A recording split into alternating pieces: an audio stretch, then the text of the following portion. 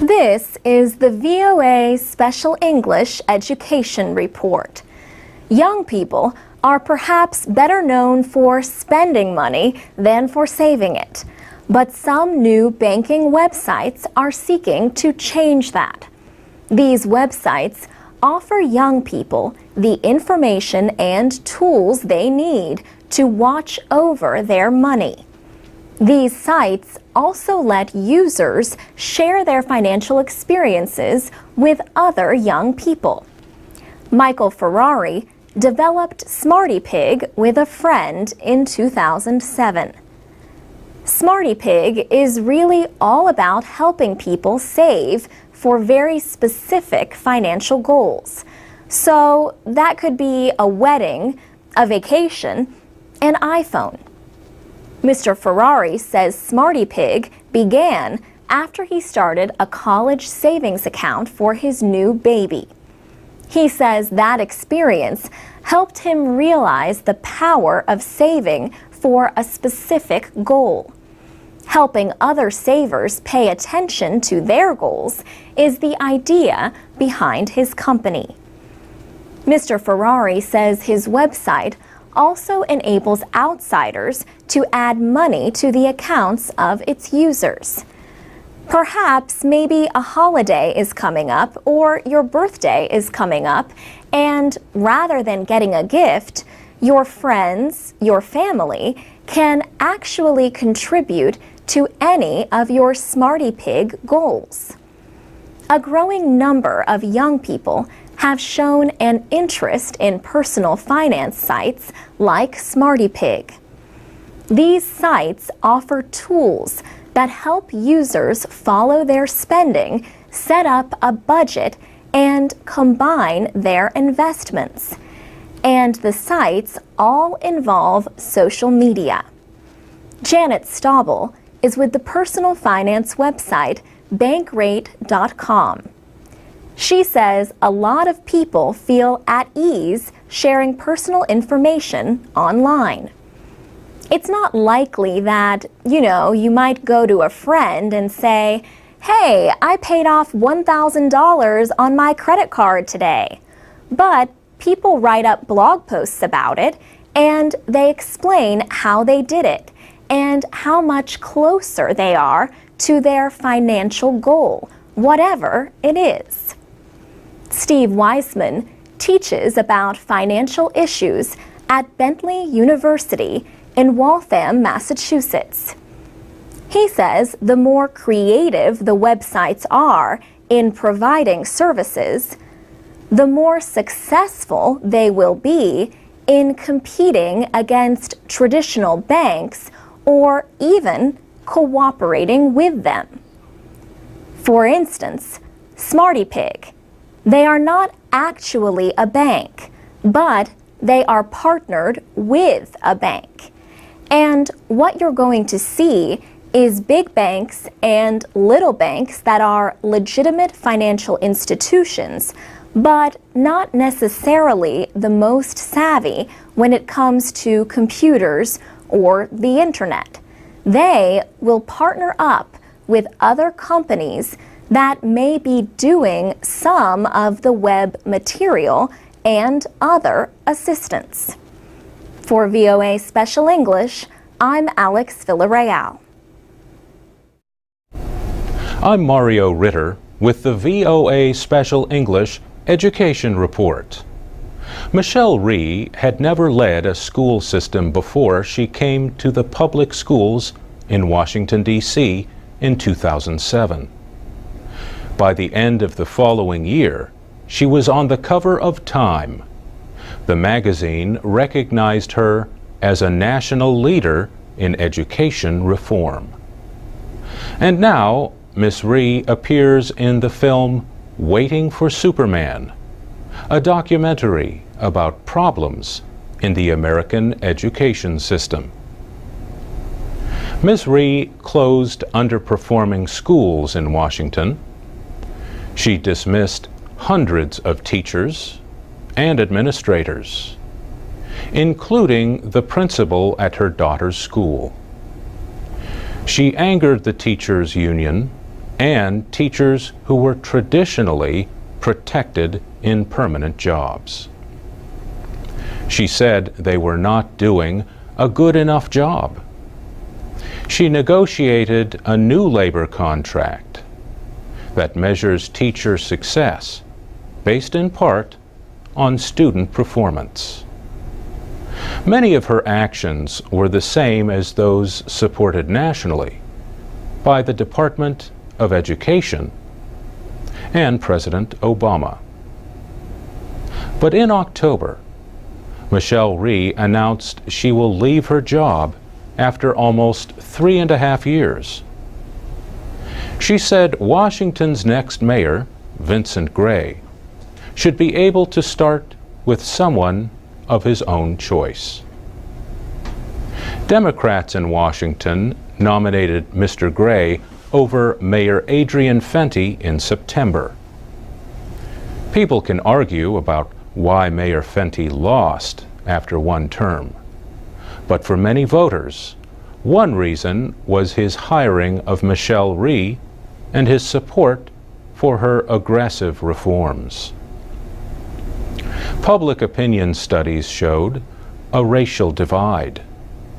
A majority of whites, but only a third of blacks, thought the public schools have improved.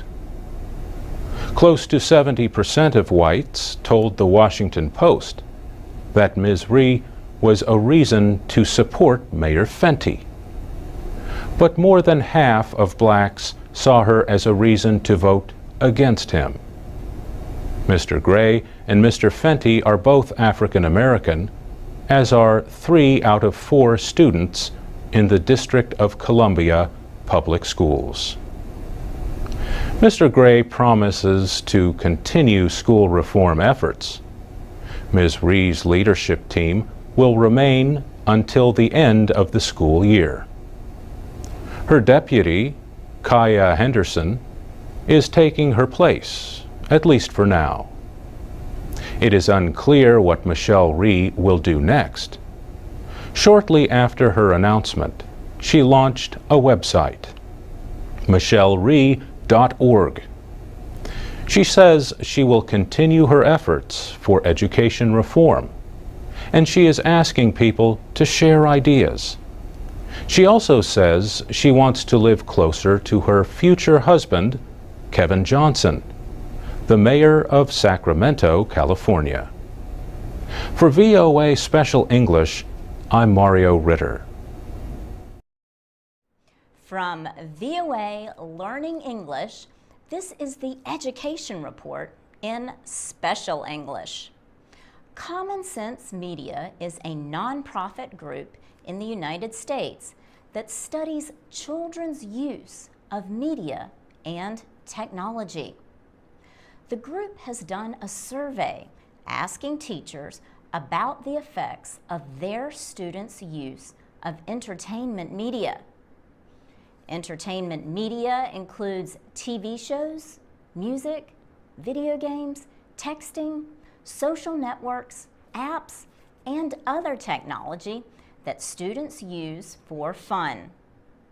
Many teachers said they believe media use has hurt academic performance, which in some cases was already weak.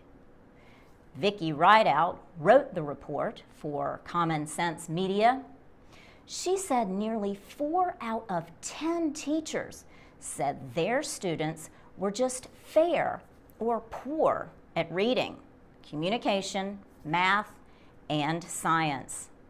More said their students were only fair at writing. The survey involved 685 teachers from around the country in kindergarten through 12th grade. They included both new and experienced teachers and teachers in high and low income areas.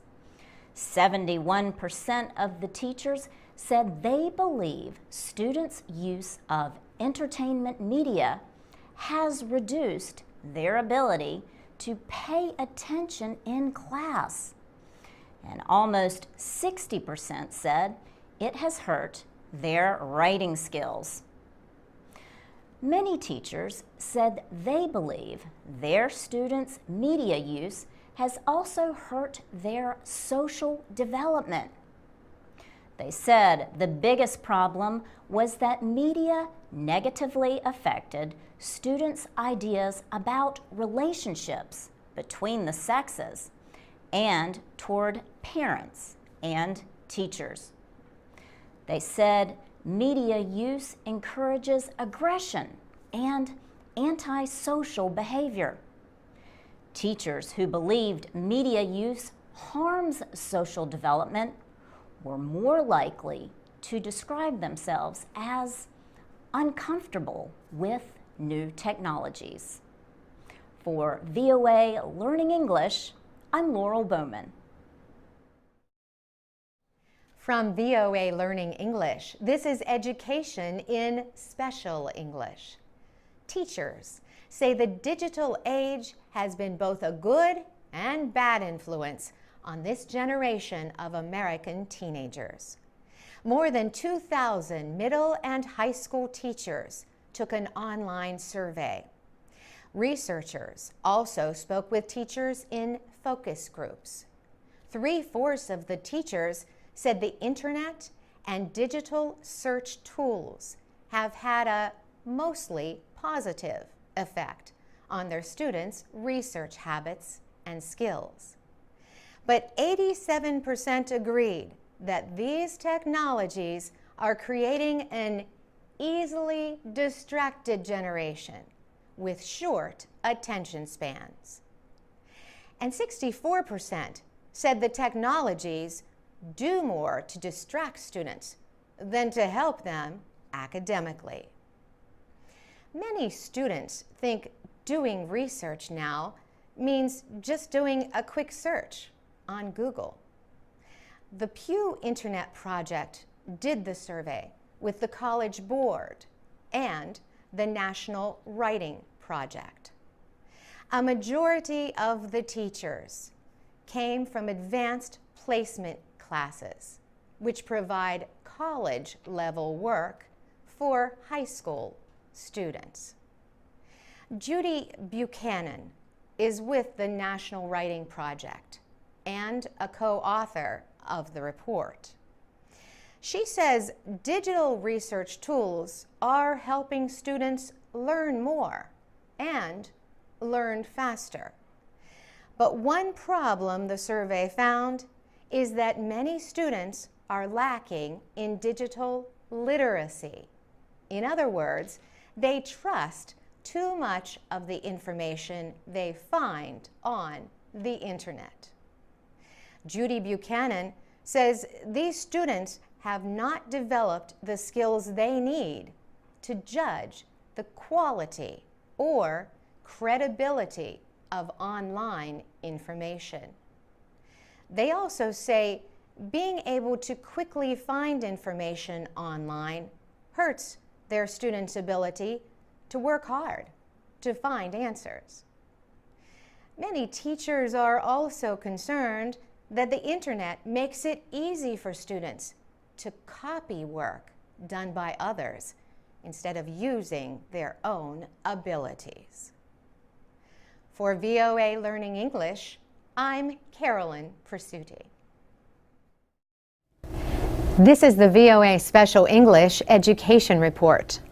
Congress is studying how to change immigration policies in an effort to get more foreign students to stay and work in the United States. Many foreign students come for advanced degrees in science, technology, engineering, and math. But many are unable to get a visa to live and work here after they graduate. In 2009, foreign students earned up to 2/3 of the physics and engineering doctorates awarded by American colleges and universities. Xiao Qin from Beijing is studying for a PhD in computer science at Georgetown University in Washington. He says, "Obviously, we prefer to stay here for several years, But if we cannot get any valid visa, we have to leave. So far, no agreement has been reached on how to stop this so-called reverse brain drain. The loss of highly skilled workers usually involves developing countries losing them to wealthier ones. Critics say American immigration policies are too restrictive. Representative Zoe Lofgren is a Democrat who represents parts of Silicon Valley in California. She spoke at a recent congressional hearing. While we once asked the brightest minds in the world to come and make their homes here, we now turn them away.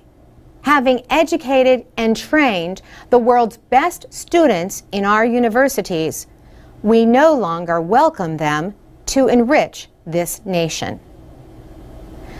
Some companies, including Texas Instruments, say it can take 10 years for their foreign workers to become permanent residents. Darla Whitaker is a senior vice president at Texas Instruments. She says, "This is not sustainable. It hurts our company and our industry, and it places burdens and stresses on our employees." The United States limits the number of immigrants from other countries on a country-by-country basis. Students from countries with large populations generally have to wait the longest for a green card, or proof of permanent residency. A group called the National Foundation for American Policy says a highly skilled Indian worker could have to wait up to 70 years. Vivek Wawa studies immigrants who start their own companies. He says the United States needs to change its immigration policies. He says, if we don't keep these people, if we don't compete, we're going to lose. We're going to become a third world country, and they're going to become like us. For VOA Special English, I'm Carolyn Presutti. We have transcripts and MP3s of our programs, and now PDFs for e-readers at voaspecialenglish.com. This is the VOA Special English Education Report. Electronic books have changed the way many people read for pleasure. Now, online textbooks are changing the way some students learn and some teachers teach. More than 175,000 students attend the public schools in Fairfax County, Virginia, outside Washington. Last year, the school system used digital books in 15 schools. This school year, middle schools and high schools changed from printed to electronic textbooks in their social studies classes. Luke Rosa is a history teacher at Falls Church High School. His students work on school laptop computers. He explains the idea to them this way. It's just like a regular textbook, except it's got it all online. Peter Noonan, an assistant superintendent of schools, says with electronic textbooks, publishers can quickly update the content. The world's changing consistently, and the online textbooks can change right along with the events that are happening. Online books also cost less than printed textbooks. Usually, it's in the neighborhood of between $50 and $70 to buy a textbook for each student, which adds up to roughly $8 million for all of our students in Fairfax County. We actually have purchased all of the online textbooks for our students for just under $6 million. Many students like the idea because it means they do not have to carry a textbook around. Also, they can write notes on their work and save the notes in their account. But one student complained that the internet connection does not always work. Social studies teacher Michael Bambara says the e-book he uses in his government class is better than a printed textbook. He likes the way it has materials for students with different reading levels. So a person can individualize their learning, and I can individualize their instruction. But the students also need internet access when they are not at school. About 10% of students in Fairfax County do not have a computer or online access at home. Public libraries in the county have free internet. There are also after-school computer labs as well as computer clubhouses supported by the county. Other school systems in the area are considering online textbooks. Officials in Prince George's County, Maryland, plan a test project next year. A survey showed that 40% of students there do not have computer access at home. We have a video about online textbooks at voaspecialenglish.com. For VOA Special English, I'm Carolyn Persutti. From VOA Learning English, this is the Education Report in Special English. Lebanon is a nation of many religious groups. Shiites, Sunnis, Druze, Maronite and Coptic Christians, Jews, and others share the land. But often there is tension and sometimes violence. Over the years, the differences between the groups have made it hard for educators to write a unified national history. An agreement in 1989 called the Taif Accord ended the 15-year Lebanese Civil War. The agreement called for the same civic education to be taught across the country. The goal was to increase national unity. But the effort to agree on one national history has failed. Most history textbooks in Lebanon stop in 1943, the year of Lebanese independence.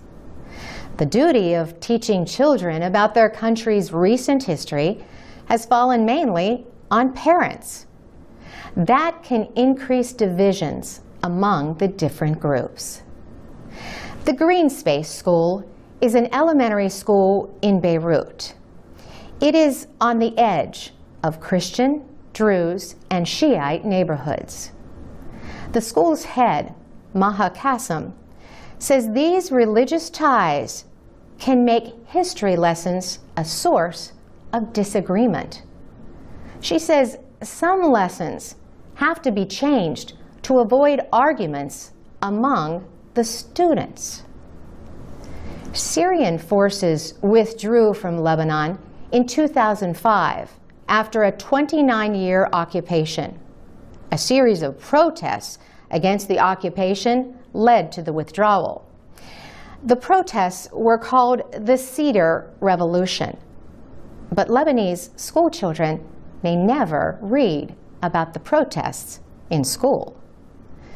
A government committee recently decided to remove the words Cedar Revolution from the education plan for a national middle school history textbook.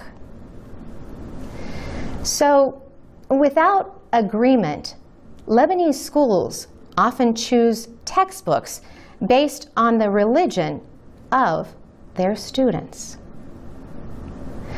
For VOA Learning English, I'm Carolyn Frasuti. I'm Alex Villarreal with the VOA Special English Education Report. In the United States, about 6 out of 10 students in graduate schools are women. The same is true of today's young adults who already have a degree beyond college. As a result, the Census Bureau expects that more women than men will hold professions such as doctors, lawyers, and professors. Men had faster growth rates than women in going to graduate school in 2009. Still, women earned 60% of the master's degrees. That was the level of about 90% of all the graduate degrees awarded. But a new report says the 2008-2009 academic year marked a change. Women also earned 50.4% of the doctorate degrees. The Council of Graduate Schools says this was the first year ever that women earned more doctorates than men. The largest share of all doctorates that year, 42%, were in education, engineering, and biological and agricultural sciences. But the report says between 1999 and 2009, graduate enrollment increased in all subject areas. The fastest growth was in health sciences, business, and engineering. In 2009, graduate schools reported strong growth of 6% in first-time students from the United States. But enrollment of new international students decreased by about 2%, the first drop since 2004. The share of foreign new students in graduate schools fell from 18% to 16.5%. In other news, President Obama marked the new school year in September with a speech from a school in Philadelphia, Pennsylvania. President Obama told students they need to work hard in school because an education has never been more important than it is today. He said, "The farther you go in school, the farther you're going to go in life." He also said this is a time when other countries are competing with us like never before. He said students around the world in Beijing, China, or Bangalore, India, are working harder than ever and doing better than ever.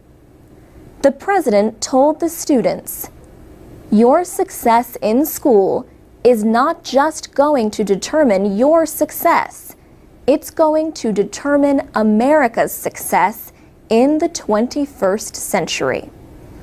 For VOA Special English, I'm Alex Villarreal.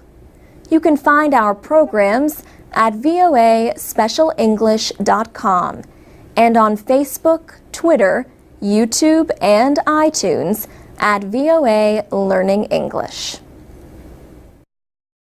This is the VOA Special English Education Report. The state of Florida is home to one of the largest populations of Haitians outside of Haiti. The city of Miami has a neighborhood known as Little Haiti. People who live there keep close ties to Haitian culture. Young Haitians can learn French at the Little Haiti Cultural Center. Haiti is a former French colony. French is the main language used in schools there. The center offers the classes through a non-profit organization called the French Heritage Language Program.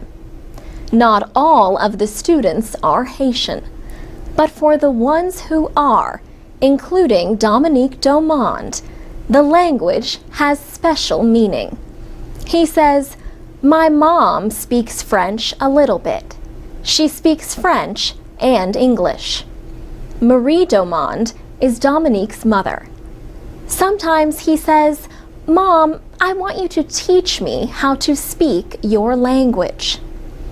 Jennifer Linkletter teaches French at the Little Haiti Cultural Center. She says, "French is part of what it means to be Haitian, and the goal of the program is to get them in touch with their French history and with their French roots, and to be proud of that." Learning another language can also help them when they grow up. Martina Buissat is the Miami coordinator for the French Heritage Language Program, which is based in New York.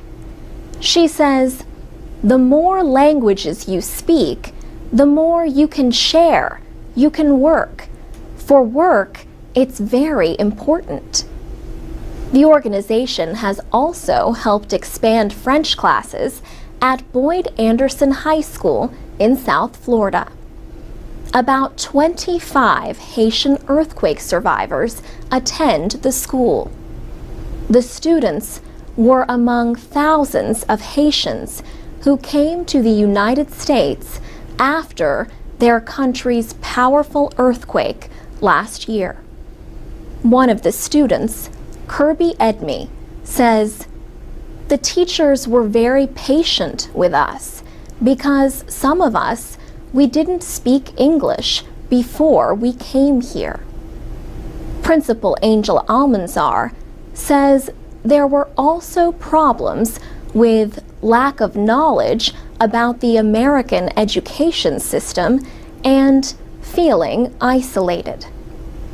Teacher Mathieu Dacan is himself Haitian. He says the classes have been good for the students from Haiti. It's like Little Haiti within a school. This is where they feel at home. Many Haitian students in Florida say they want to help their homeland.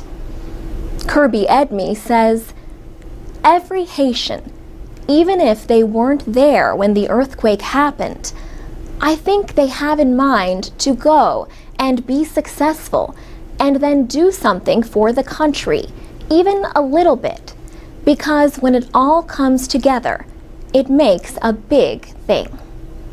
For VOA Special English, I'm Alex Villarreal.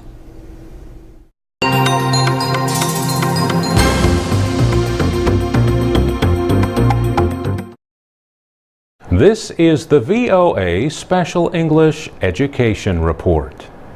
Many new college graduates in the United States have trouble finding a job in the weak economy. But not graduates from the California Maritime Academy. The Academy is the only school of its kind on the West Coast. Students attend classes on the university campus in Northern California. But they also gain experience by going to sea in a floating classroom, the training ship Golden Bear. 288 cadets recently sailed on a 2-month international training cruise. The ship travels south to the Panama Canal. Along the way, it visits countries in Central America and the Caribbean. Vasile Tudoran is a mechanical engineering student at the California Maritime Academy. He spends much of his time working deep in the heart of the ship. He says he is not worried about finding a job. Robert Jackson is one of his teachers. He says the majority of the Academy's students have between 1 and 2 job offers before they complete their studies. He says most of those job offers are between $60,000 and $120,000 a year. In addition to working on ships, he says, engineering graduates from the academy also get jobs with power companies and satellite companies. Instructor Bill Schmidt says the situation for marine transportation students is not as bright as it was before the economic downturn, but it is recovering. He says most academy graduates are employed in the industry if they want to be. He also says the coursework is demanding because ship's officers are almost like doctors or airplane pilots. He says people working in the shipping industry have to make the right decision all the time. He says a success rate of 70% is unacceptable. The California Maritime Academy has a 94% job placement rate. Still, only about 900 students are currently studying there. Cadet Andrew DeTucci says the academy is different from a traditional college. It is a paramilitary school, and the students must wear uniforms.